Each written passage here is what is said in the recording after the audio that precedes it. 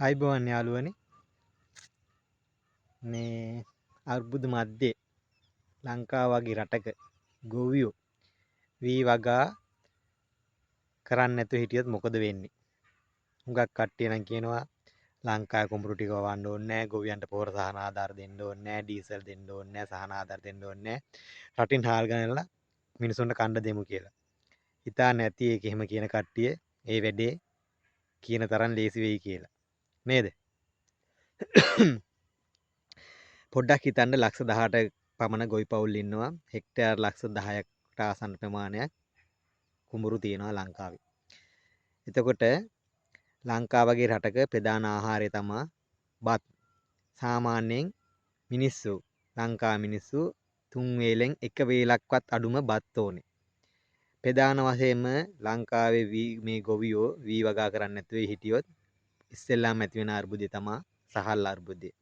සහල් අර්බුදය ඇතිවෙච්ච ගමන්ම සාමාන්‍ය ජනතාවට සහල් සපයා ගන්න අනිවාර්යයෙන්ම නොහැකි වෙනවා. සාමාන්‍යයෙන් යමක්කම තියෙන මිනිස්සුયો තියෙන වෙළඳ පොලේ තියෙන සහල් ටික වැඩි මිලට හරි මිලදී ගන්නවා. සාමාන්‍ය මිනිස්සුන්ට ආහාර ගැනීමේ හැකියාව නැති වෙනවා සහල් මිලදී ගැනීමේ හැකියාව. එතකොට ආහාර සුරක්ෂිතතාව නැති වෙනවා. ආහාර අර්බුදයක් ඇති වෙනවා.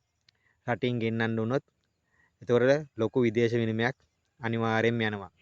ඔයාලා හිතනවාද ඔය කියන විදිහට ලේසියෙන්ම හාල් ගෙන්නගෙන අපට කන්න මේ සාමාන්‍ය මිනිස්සු අතර බෙදා දෙන්න පුළුවන් වෙයි කියලා?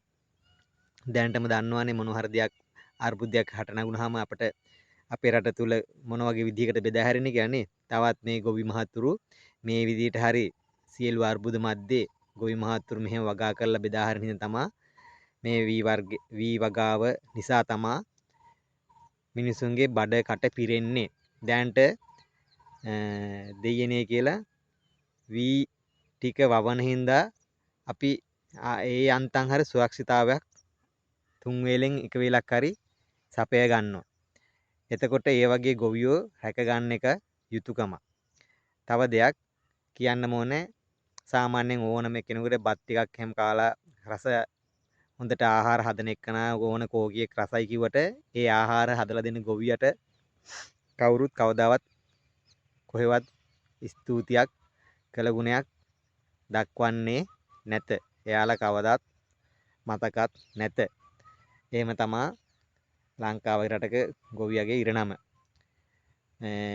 මාධ්‍ය උනත් කරන්නේ ලංකාවේ සමාජ මාධ්‍ය කෙසේ වෙතත් ප්‍රධාන මාධ්‍ය උනත් කරන්නේ ගොවියගේ දුක විකුණන් කන එක තමා සාමාන්‍යයෙන් කරන්නේ. ඉතින් මේ වගේ මේ 2026 යල් කන්නේදී මේ කියන්නම ඕනේ අපේ ගොවි මහත්තුරු මේ අර්බුද මැද්දෙත් කොහොම හරි වතුර ටික ලැබුණාම වවයි. අනිවාර්යෙන් වවයි. හාන කුලිය ඉහළ ගියත් වී මිල තියෙන මට්ටමට සාපේක්ෂව ඇත්තරම ගොවියට ඒක මදි වුණත් ගොවිය වවයි. අනිවාර්යෙන් වවයි. පොහොර අර්බුදයක් තිබ්බත් වවයි. වවලා ඔයාලට සහල් දෙයි. හිතන්නකෝ කොරෝනා කාලෙත් කොවිඩ් කාලෙත් වැව්වා. කාබනික අර ඒ කාලෙත් කොහොම හරි වැව්වා.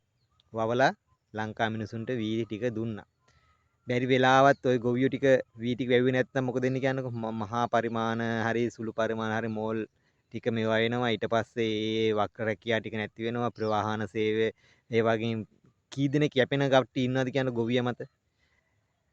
ට්‍රැක්ටර් බඩු අමතර කට්ටිය, යන්ත්‍ර සූත්‍ර ගෙන්නන කට්ටිය, එතකොට පොහොර ගෙන්නන සමාගම්, තෙල් ගෙන්නන සමාගම්, එතකොට සහල් ආශ්‍රිත කර්මාන්ත, සහල් ව්‍යාපාරිකයෝ, ඒව සහල් අලෙවි කරන තොග කඩ, සිල්ලර කඩ, ඒව ප්‍රවාහන කරන රියදුරු මහතුරු ඒව වැඩ කරන කී දෙනෙක් ඉන්නවද? කී දෙනෙක් ගොවිය මත යැපෙන කට්ටිය ඉන්නවද? නමුත් ඒවා සාමාන්‍ය මිනිස්සු කියන්නේ ඔය උන් ගොවියෝ වැඩ කරාට කමන්නේ. මොකද කියන්නේ? ගොවියෝන්ගෙන් ඕනේ නැහැ, ගොවියෝ යැපෙන්න ඕනේ නැහැ. අපි කුඹුරු පුරන් වෙච්චින් රටින් හාල් ගෙනල්ලා කන්න දෙමු කියලා. ලීසි ඇති, හිතාගෙන ඇති. ගොවියාට තැන දුන්නේ නැත්නම් කවදාවත් රටක දියුණුවක් වෙන්නේ නැහැ. මෙච්චර කල් මේ රටේ මෙහෙම පූර්ණ කාලීන හරි අර්ධ කාලීන හරි වී වගාව කරගෙන යන ගොවි මහත්තුරු හින්දා සෑහෙන වටිනාකමක් ආර්ථිකයට ලබා දෙනවා. ඒක දැනෙන්නේ නැහැ සාමාන්‍ය අනිත් ජනතාවට. ඒක තමයි ඇත්ත. ඒ හින්දා වටිනාකමක් දෙන්න මේ ගොවි මහත්තුරුන්ට. වී වගාව කියන්නේ ලංකාවේ ප්‍රධාන ආහාර භෝගය. එක වේලකට හරි බත් කන මිනිස්සු තමයි ලංකාවේ ජීවත් වෙන්නේ. බත් නැත්නම් හරි අමාරුයි ඇත්තටම. පාන් පිටි හරි වෙන මොන හරි කාලා යැපෙන්න අපේ ලංකා මිනිසුන්ට බෑ. එහෙම බත් නැතු වෙන මොන හරි කන මිනිස්සු ඉන්නවා නම් ඒක බොරුවක්. ඒ හින්දා මේ ගොවි මහතුරු කියන ගැටලු මේ මිනිස්යන්ගේ තියෙන ගොවි ජනතාවගේ තියෙන කියන අඩුපාඩුකම් මොනවද එයාලට ඕන ඉල්ලීම් ගැන පොඩ්ඩක් අහුම්කම් දෙන්න. සාමාන්‍යයෙන් ගොවිතැනට අදාළ කෘෂි උපකරණ යන්ත්‍ර සූත්‍ර නවීන තාක්ෂණ ඒවා සුලභ වෙන්න ඕනේ.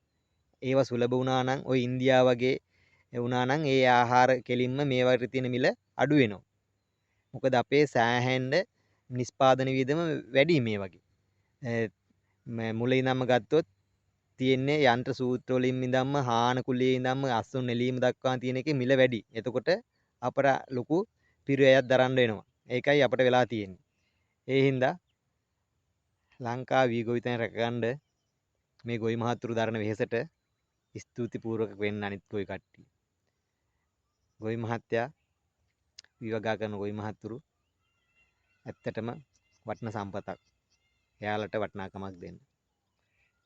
අර්බුද මැද්දේ හරි ඔයාලට ලංකාවට ලොකු සේවයක් මේ වී ගොවිය කරන්නේ.